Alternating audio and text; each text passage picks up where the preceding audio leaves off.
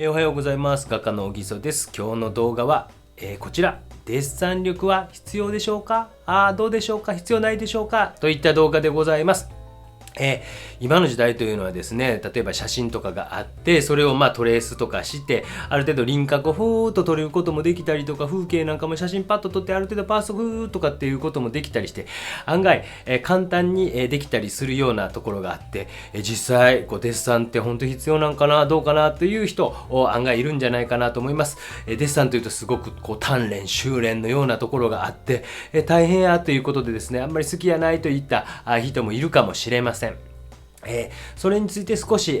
私の初めに結論を言うときますと、デッサンという力をある程度、デッサン力というのはある程度持っておいた方が、後々もそういったものは役立ってくるんですよということを、目に見えない部分とかで役立ってくるということをお話ししたいなというふうに思います。ちょっと難しいテーマですけども、ぜひ、最後までお付き合いください。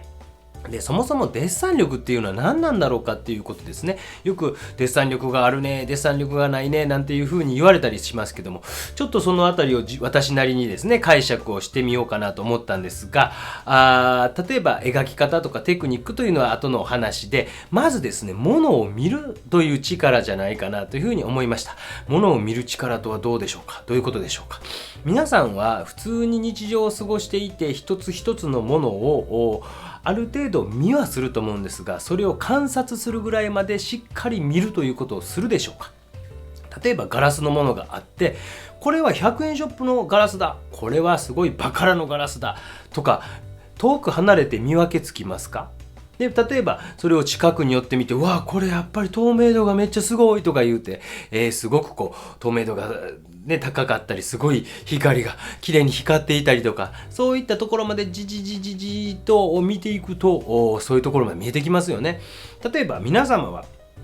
リンゴというとどういうことを思い浮かべますか？赤いとか丸いとかですね、これぐらいの重さだとか、ちょっと緑が入ってる、ヘタがあるとか、皆さんそれぞれでまず思い浮かべることっていうのがあると思うんですけども、そういったことを総合的にじーっと見ていくということを行う。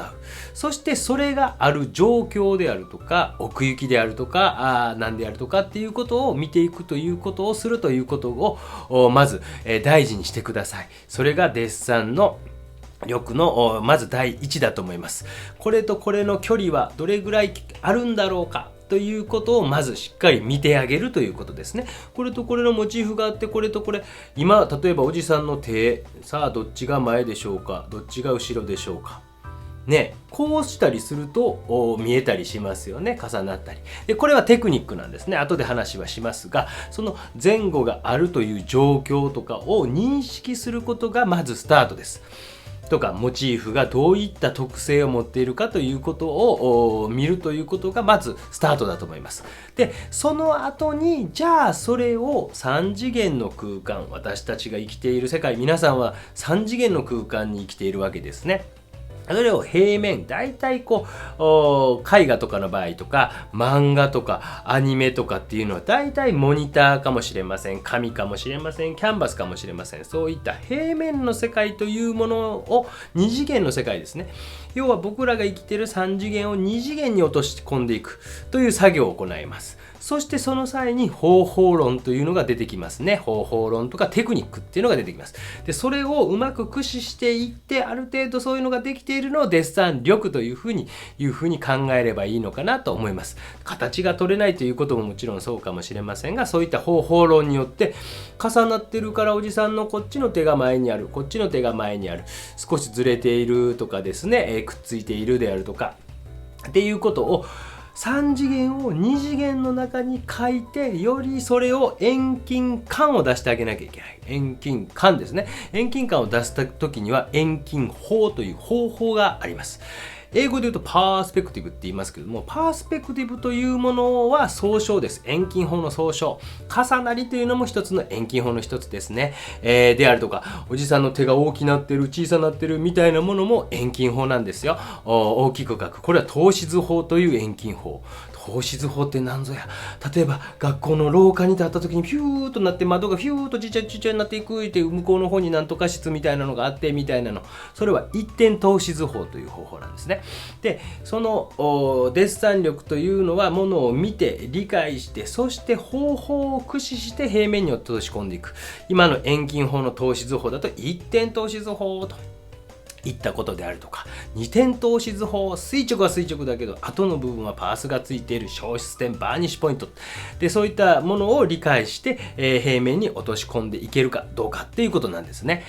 わかりますか？じゃあそもそもこのデッサン力っていうのは、じゃあ絵においてとか私が描いているような写実的な絵画においてはすごく役立つのはよくわかると思うんですけども、漫画とかアニメとか役立つのとか思われるかもしれませんが、例えば私が大好きな明日のジョー、古いぞおじさんっていう感じかもしれませんが、明日のジョーなんか初めの方のページでこういうページがあるんですね。第1巻。これですね、2点透視図法もあれば3点透視図法もあったりするんですよ。へー。初期ルネッサンスの画家ピエロ・デラ・フランチェスカという人がいるんですが、それが一点透視図法というものを建築家でもあったので書籍に起こして、そういった遠近を出す方法があるんですよということが知れ渡っていって、で私たち現実に見えている世界というのは実は3点透視図法なんですよ。ややこしくなってきたおじさんって感じかもしれませんが、そういった方法があるということを理解してください。あとは重なりとか、それによってできる前後関係であるとか、例えばそれはミケランジェロなんていう絵描きさんがうまいこと使ってウユーとかっていう風に前に出したりしてるんですね。こういった絵とかあります。でもこれじゃ漫画とかアニメとかどうなの？アニメとか漫画なんかで例えばあるんですね。こういったものというのは、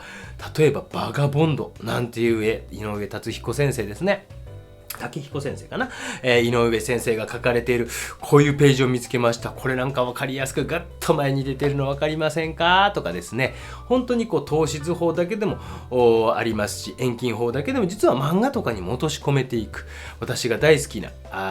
大友克洋先生、アキラとか書かれている先生ですけども、その方なんかの透視図法なんていうのはね、これだけ複雑に、これはドームという漫画なんですが書かれているんですよ。実はそういったことあるんですよ。方法論として理解をするということもデッサン力をつけるということだと思います。わかりますかね？あとはデッサン力の中に、例えば遠近法というのは透視図法があったり重なりがあったりなんだったりっていうのがあると。あとは質感ですね。私が着ているこのシャツね、妻が父の日にくれました。少しここの質感は柔らかいぞ、伸びるぞとかですね、ここは少しこうなんていうかメッシュ素材的に涼しいぞなんていう感じとか、そういうこう触ったら質はあるわけですね。おじさんの肌カサカサやぞとかね、髪の毛汗かいとる暑いぞとか。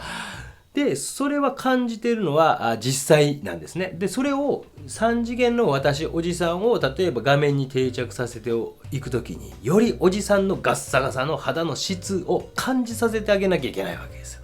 でそこには方法が何かあるかもしれない。で私は質感を出すための方法として考えられるのは、ハイライトを見てほしい。おじさんのハイライト、髪の毛じゃという部分のハイライト見てくださいね。こうなんというところのこういうところの書き分けであるとか、ほっぺたのガッサガサ酒焼けしとるぞとかいうこういうところのハイライトなんていうのとか、鼻テッカテカいぞ、ドーランヌダがいいぞとか、こういうところを見てあげたりすると、例えばじゃあガラスのものと、例えばリンゴがあるとするじゃないですか。と例えば卵がある、毛糸がある、一個一個のハイライトだけよく見て見る、観察するですね。まず見る、そこにどんな現象が起きているのかなっていうのを見て、それを画面に定着させてあげて、若干例えばプラスアルファで強めに描いてあげたりすると、より質を感じさせてくれる、見る側に感じさせて、わーガラスみたいだっていう風なことがテクニックなんですね。あとは、質感を出すためには、僕はあとは稜線って呼ばれるおじさんがいますね。光がバンと当たってて、こう影になってて影になってて影になっててこうやって、でここの鼻のところのここ反射光がここがうるってこうなってるとしたら、ここのところにこうちょっと暗い線が入ってくるんですね。でそういうこう稜線のところっていうのとか、光と影の境目っていうのは案外ここのところは情報が多くなります。だから目なんか描く時でも、私はどっちかというとこっちの目の方が情報多いの分かりますか？おじさんの目こっち光が当たってるからここ光がキュキュキュキュキュってあって影になってこっちよりも光影の情報が多いじゃないですか。っていうことはおじさんちょっとこうねお疲れでドライアイかもしれませんが若干艶があるぞっていうのを光ってる、そういうハイライトみたいなところとかを描いたりするとより出てくるっていう稜線のとこを描くとか輪郭の周りのところですね。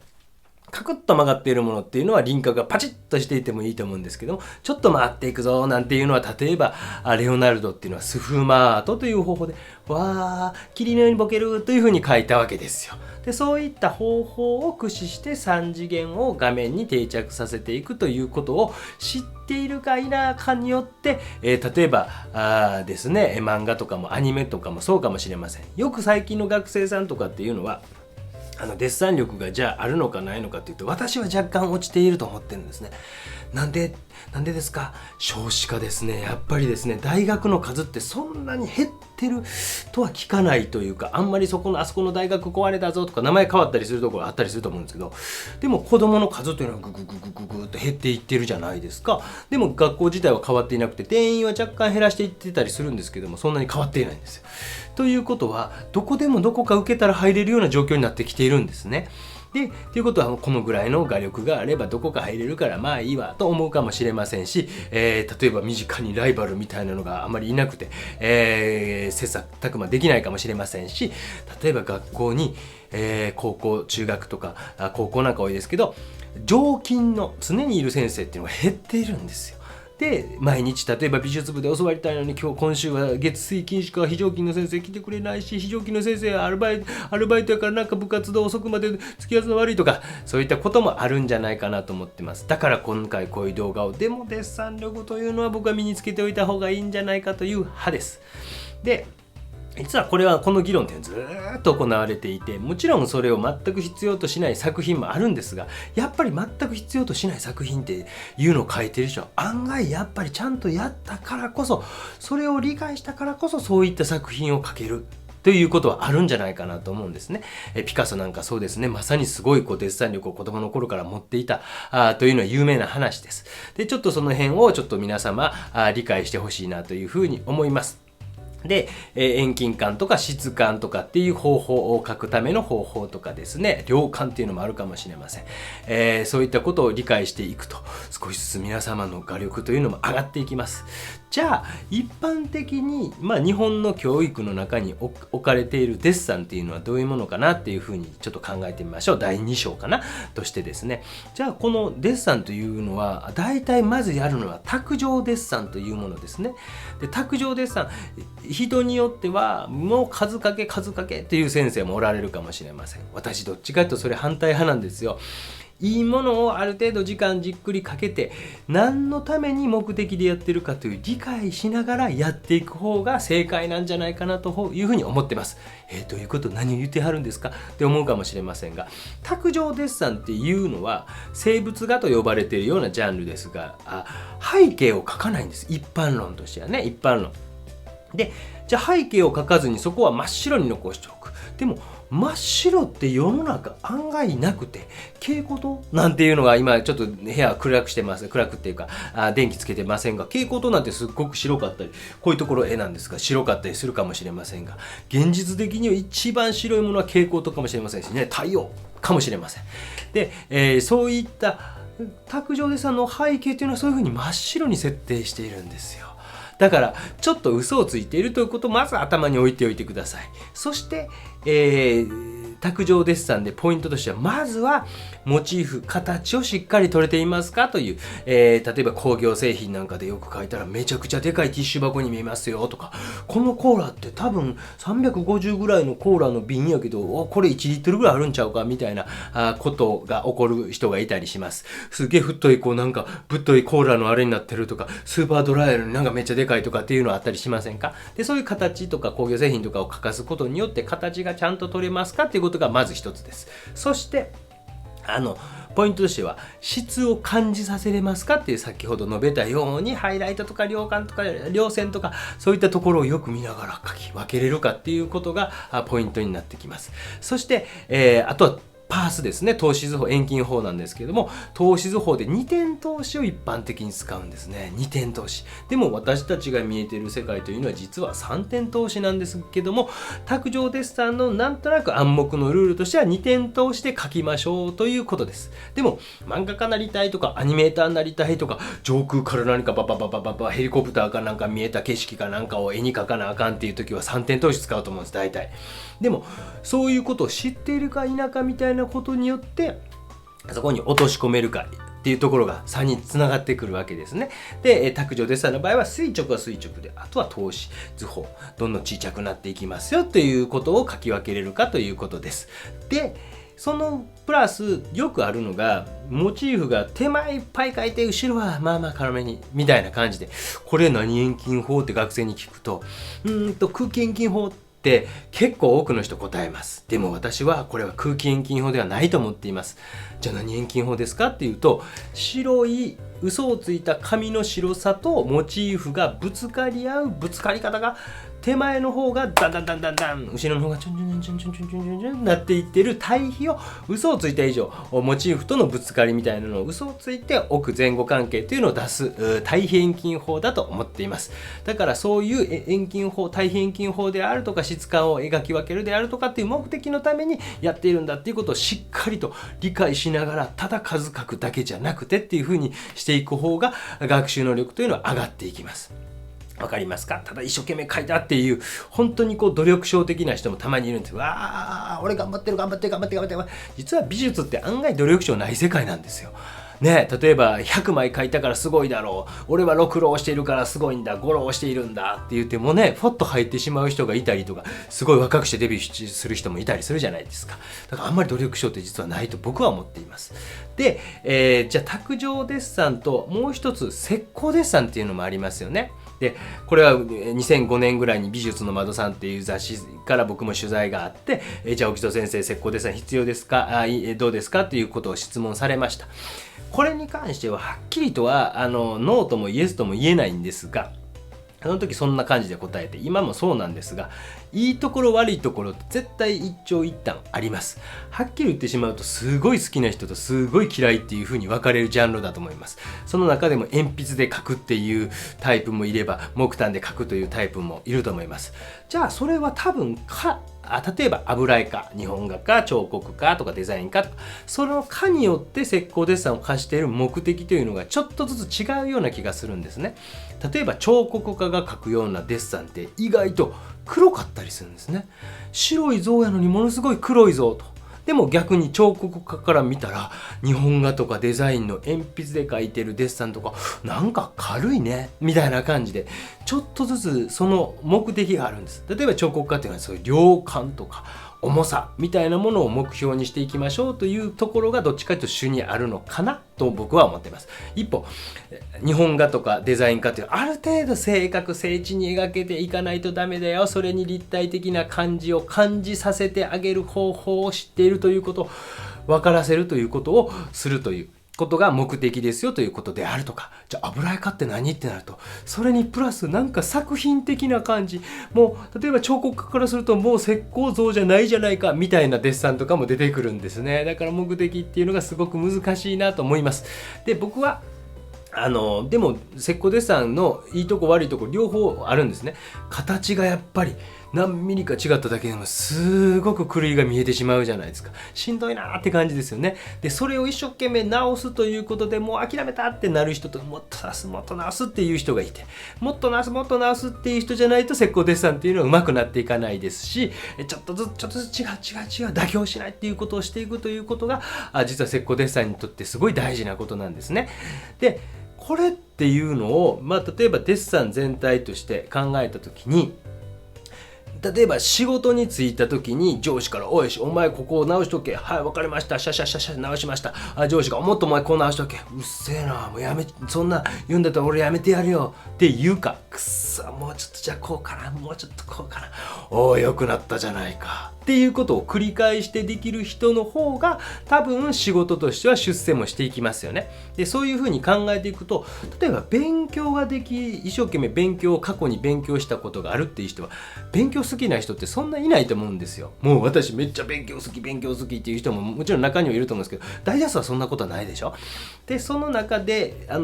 勉強がすごい頑張ってした人っていうのは効率もある程度効率よく勉強する術を知っていたりとか、もちろんあんまり好きでもないことを効率よくある程度って一個勉強して時間を割いてっていうことができるということは、社会に出た時にこの人はそういう忍耐力があるんだぞっていうことが分かるじゃないですか。でデッサン力っていうのはそういう力が身につくことと似てるんじゃないかなと僕は思ってるんですね。で本当にシャシャシャとこのぐらいでいいですかって言ってくる学生がいるんです。私そういえば自己紹介あんましてませんでしたね。大学の先生もしてますし、絵を描いたりプロとしてもやってます。で学生さんなんか教えてたり、このぐらいでいいですか、このぐらいでいいですか、それはあなたが決めることなんだよって言うんだけども、答えをすぐ求めたがる。でもデッサンというのをある程度やってきた学生さんっていうのは、もうちょっとこうかな、もうちょっとこうかなっていう自分での試行錯誤ができるんですよ。この自分で試行錯誤しながらいいものを作り続けていけるという能力を身につけるには、デッサン力というのは必要な要素なのかなというふうに思います。だから、目的というものをちゃんと持ちながら、そこに方法論というものがちゃんと入りながら、そして、ある程度いいものを作り続けながら少しずつ自分がステップアップしていったという経験、実体験があると、どんなことをしても自分で実感が持てるわけですよね。でその実感を持てるっていう経験をやっぱり積めば積んだ方が僕はいいですよというのが正解。なっげえおっさんって感じでしょうね。もう一つデッサンの大きな中にクロッキーというのもあると思う。クロッキーというのはどちらかというと形を取る練習のためにピャッピャッピャッと書くかもしれませんが、私自身はどちらかというと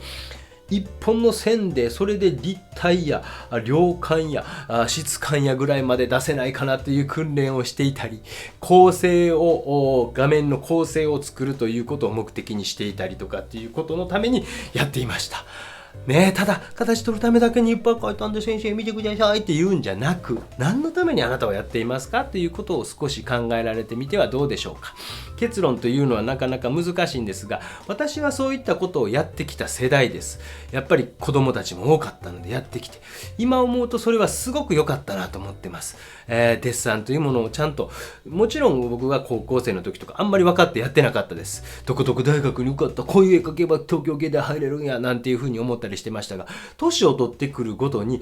今こういうデッサンもう一回勉強し直してみようかなとか、今こういうの書いてみようかなっていうふうに思えるようになってきたんです。聞いてくださいね。